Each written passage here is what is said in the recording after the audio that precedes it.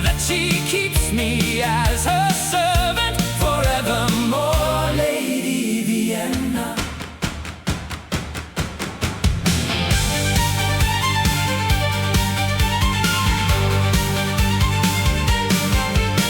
Alas, now I lament what hurts me more than a wound from a bolt would do, or from a knife.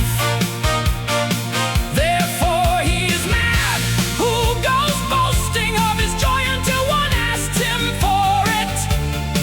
And a lady does great folly who sets her mind on great riches.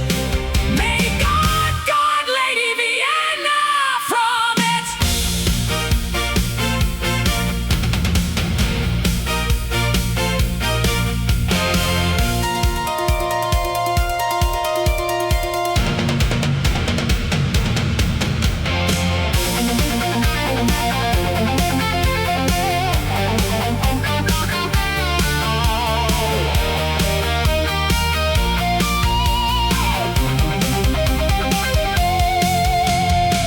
Now it goes better for me than it used to when I gaze at my ring.